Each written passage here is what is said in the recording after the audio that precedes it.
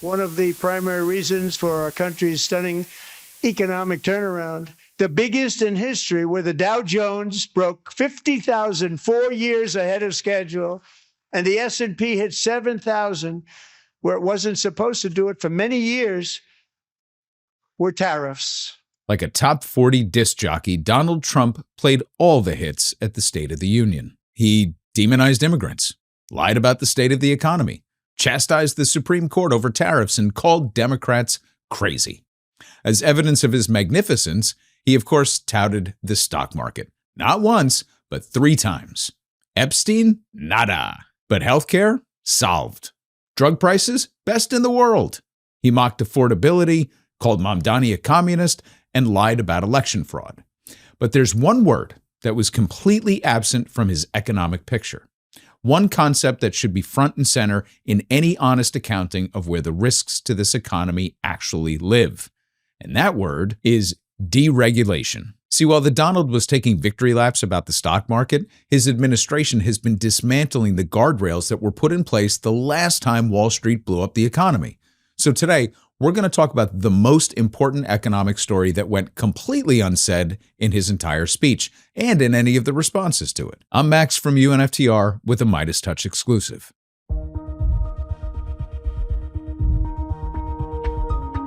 So what you see here, I think, is the most important recent example of our efforts here in Washington to maximize the possibilities of the new information age global economy, while preserving our responsibilities to protect ordinary citizens and to build one nation here. Okay, to understand where we are today, we do have to go back a little bit. In the waning days of the Clinton administration, Congress passed a piece of legislation that would change everything. It was called the Gramm-Leach-Bliley Act. And what it effectively did was repeal the core protections of something called the Glass-Steagall Act, a law that had been on the books since the Great Depression.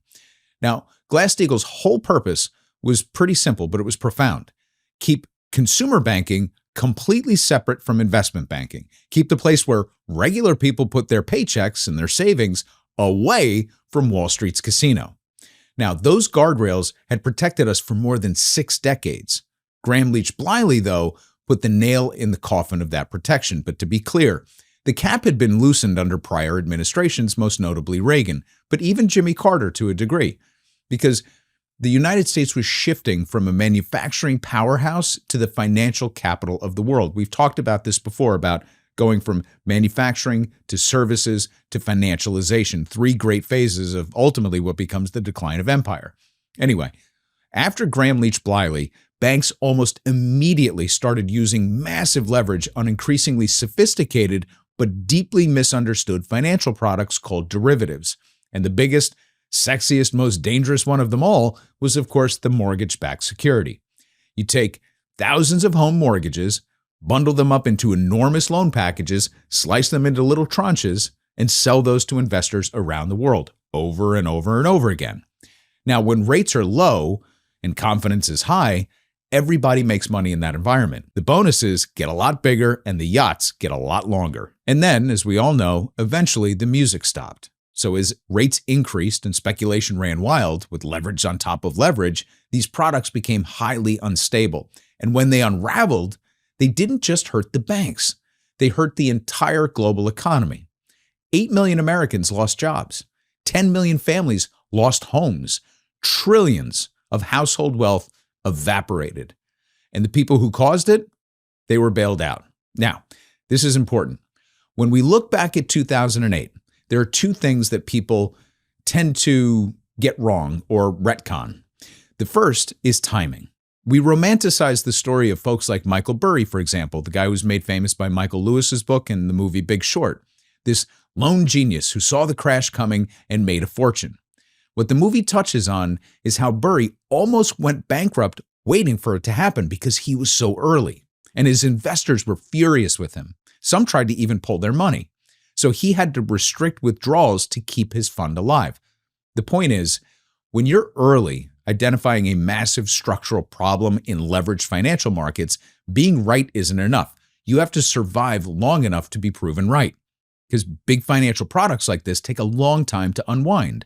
The stress builds kind of slowly and then catastrophically all at once. So the second lesson about 2008 is what we did after. In the wake of 2008, we put regulations in place to prevent a repeat performance. We had capitalization requirements, so money that they had to have on hand or at the Fed, stress tests, transparency rules, and the like. And then we set an ungodly sum of money into the financial system, bought back troubled assets from the big banks, and lowered rates dramatically to allow them to deleverage.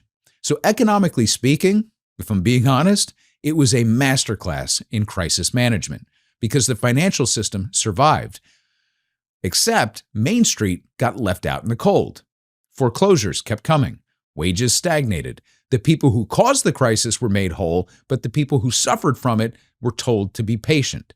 And that failure, that profound political and moral failure, is arguably why Donald Trump won in 2016 and why he won again in 2024. We keep failing to learn a lesson. So here we are today.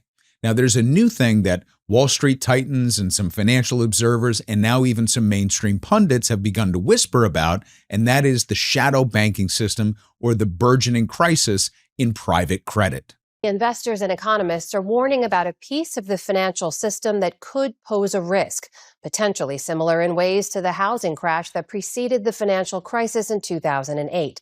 It's part of what's been called the shadow banking system, the private credit market, an alternative type of lending to companies that doesn't involve traditional banks. So this hit the mainstream last year with some pretty public bankruptcies that revealed shaky lending practices, massive overleverage, and some genuinely shady dealings. And you might remember Jamie Dimon, the CEO of JP Morgan Chase, which is the largest bank in the United States, made his infamous cockroaches comment, meaning where you see one, there's probably more. This is the sentiment that refuses to die, and it haunts Wall Street to this day.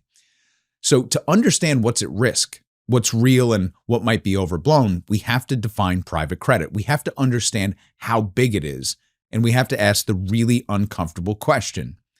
Does it actually pose what's known as a systemic risk to the financial system? Meaning, could it bring everything down?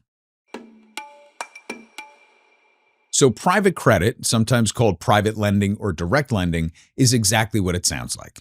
It's lending that happens outside of the traditional banking system and outside of the public bond markets. So instead of a company going to a bank for a loan or issuing bonds that get traded on public markets, they go to a private credit fund. It's a firm that raises capital from institutional investors like pension funds, endowments, wealthy individuals, and so on. And then it deploys that capital by making loans directly to companies.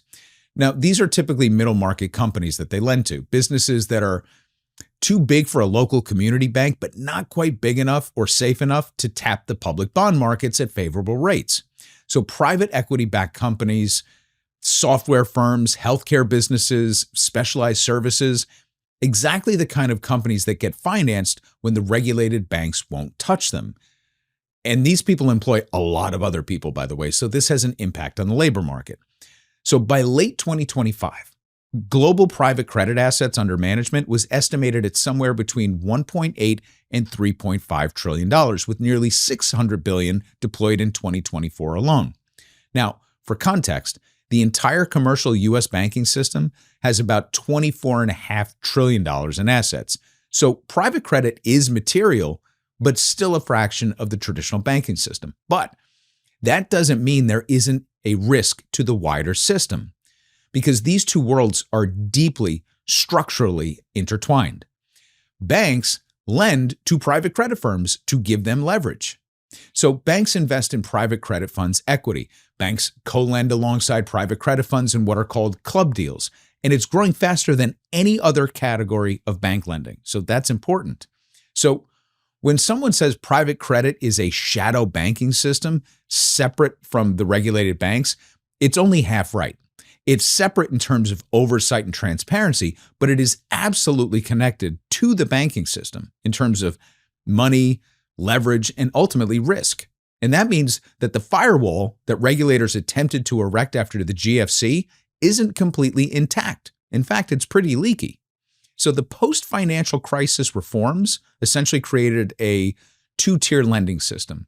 You had the top tier, the A-rated safest direct loans, which stay on the commercial bank balance sheets that are fully regulated and subject to stress tests and capital requirements. But the riskier stuff, the more complex, more highly leveraged, and more bespoke products sit on the balance sheets of private credit firms outside of the regulatory perimeter. And we have extremely limited visibility into how these portfolios are actually performing. There's really only two ways that we get any meaningful window into the shadow market. The first is when companies go bankrupt. So when a borrower files for Chapter 11 or Chapter 7, the loan terms come out and the collateral gets scrutinized, and then suddenly we can see what's really going on. It's like lifting a rock and seeing what's underneath. The second way we get visibility is through the publicly traded private credit firms. So it's a specific type of company called a BDC, or a business development company, and they have to file quarterly and annual reports with the SEC like other public companies. So they have to disclose their holdings and make their investments to fair value, and they have to hold earnings calls. But there's a catch. Publicly traded BDCs are a small and arguably less risky slice of the overall market. About 80% of private credit assets sit in closed-end private funds, limited partnerships with no public reporting, no standardized disclosure, no requirement to update their marks more than their fund documents require. So it's up to them to disclose whatever they want. So if there are cracks appearing in the public BDCs that we can see, one can only imagine what's happening below the surface in the ones that we can't. And that brings us to current events that have insiders whispering about this idea of systemic risk. So take New Mountain Finance. New Mountain is a publicly traded BDC, one of those very visible companies that we just talked about. And what their most recent earnings release tells us is deeply instructive. See, in February 2026, just now, New Mountain reported that its net asset value per share had fallen 5% in a single quarter, a 5% decline. And they announced that they were selling $477 million in assets at a 94% of fair value. So they explicitly stated that the purpose was to reduce something called PIK income, increase diversification of their portfolio, and to just shore up the financial flexibility of the fund. In English, selling assets at 94 cents on the dollar means it's a loss. They're accepting a loss. That's distress pricing. When the company the size of New Mountain is moving assets at a discount and explicitly trying to reduce certain type of income, PIK, it's telling you that the portfolio has some problems that it wants to get ahead of. Now, we've talked about PIK before. It stands for payment in kind, and here's how it works. Normally, when you take out a loan, you pay interest in cash. Every quarter, you write a check, or every month you write a check. With a PIK arrangement, instead of paying interest in cash, the borrower simply adds to the principal balance of the loan, or in some cases, the lender can take equity in the borrower's company, and the loan just gets remodified and redone so it looks like the loan is stable, but the terms of it have changed dramatically. So obviously the loan then gets bigger, and the lender books income on paper, but no cash changes hands. That is not a healthy borrowing relationship. That's a borrower that's struggling. And according to S&P Global data, nearly 12% of loans held by BDCs were making PIK payments as of mid-2024, and industry insiders suggest that the real number as of 2025 is around 15%. So as of Q3 2025, in fact, Lincoln International found that 57% of these PIK arrangements in deals that they reviewed were problematic. Loans that weren't restructured as PIK from the start, but got amended into PIK because the borrower was struggling, 57%. So the shadow default rate, once you count all of these, might be closer to 6%, 6% of the total. That's several times the official reported rate. Take Blue Owl. Blue Owl is one of the largest private credit platforms in the world, and you might have heard the name recently. It's one of the flagship names in the industry. So shares in alternative asset manager Blue Owl Capital closed almost 8% lower after announcing it would curb investor liquidity along with the sale of $1.4 billion in loan assets. The sale of loan assets, which amounts to 30% of its total assets, will be used to pay down debt and return capital to shareholders of one of its funds. Now, the news has sparked fresh concerns in the world of private credit. Well, earlier this month, news broke that Blue Owl had restricted or halted redemptions of one of its vehicles. They just locked everybody's money in. So the market's response was to immediately punish Blue Owl stock, which fell 30%. But it also dragged down peers like Apollo, KKR, and Blackstone. And that's because investors started asking the obvious question. If this can happen at Blue Owl, which is considered a top-rated firm and one of the biggest in the industry, what's happening all these other places? And hovering above all of this is UBS. So UBS sits at the interface between the traditional banking world and private credit through investment vehicles that it manages in its O'Connor unit. Again, in February 2026, just now, UBS told clients that it had to write down more assets in those credit funds, with one key investment representing about 5% of assets getting hit particularly hard, resulting in losses in the millions. Now, earlier reporting indicated that UBS could face more than $150 million in losses on these funds alone, after projecting about a 70% recovery on more than $500 million of loan exposure. Meanwhile, UBS strategists are openly warning that in a worst-case scenario, private credit default rates could reach 15%. That is truly cockroaches under the cabinet. And, where there's smoke, there's fire. Now, given what we lived through with the Enron scandal, for example, after Clinton's deregulation and after the global financial crisis, you might think that regulators would be tightening up and scrutinizing this sector a little more closely. And yet, we're doing the opposite, like the exact opposite. So there's something called FSOC. It's called the Financial Stability Oversight Council, and it was created after 2008 specifically to monitor system-wide financial risks and then make some calls as to how to mitigate it. But under the Trump administration, Secretary Scott Bessent, my fave, has essentially repurposed FSOC to advance a deregulatory agenda, not a regulatory agenda. Rather than additional regulation and oversight, Bessent's FSOC letter, that's the Financial Stability Oversight Council, argues greater financial stability can be achieved by reducing regulation and promoting economic growth. The letter, to be released later today in conjunction with an FSOC meeting, says the council will work with and support member agencies in considering whether aspects of the U.S. financial regulatory framework impose undue burdens and negatively impact economic growth. But wait, there's more. This isn't the only regulatory rollback. The SEC under Biden had passed a significant advisor rule package in 2023 that would have required standardized quarterly reporting from private credit funds, annual audits, and restrictions on the kind of sweetheart deals that let favored investors get better terms than everyone else. And this is exactly the kind of sunlight that might let us see what's actually going on in these portfolios before they blow up. Unfortunately, the Fifth Circuit struck these rules down in 2024 after the industry lobbied. And so a Trump-appointed SEC leadership has shown zero interest in repurposing any of these in a meaningful form. And on top of that, the Trump administration has been on a crusade to open private credit and private markets broadly to retail investors. This is the ultimate ending to what Glass-Steagall was trying to put in place. An executive order directing the Department of Labor to allow private credit and private equity into your 401k plan. Now, I don't have a problem with anybody being able to invest their money wherever they want. Like, in principle, I really don't. But you have to have rules and regulations on the other side to ensure that these are high-quality products that are operating above board and not doing anything shady. So, sure, invite everybody in to invest in whatever they want, but highly regulate these areas so that nobody gets hurt. This is consumer protection at its core. Now, I do want to be clear about something because I think it matters. This is not just a Republican problem. I mean, it was a Democratic administration that signed Gramm-Leach-Bliley into law. It was George Bush that watched the mortgage bubble inflate and did nothing about it because the stock market is going up.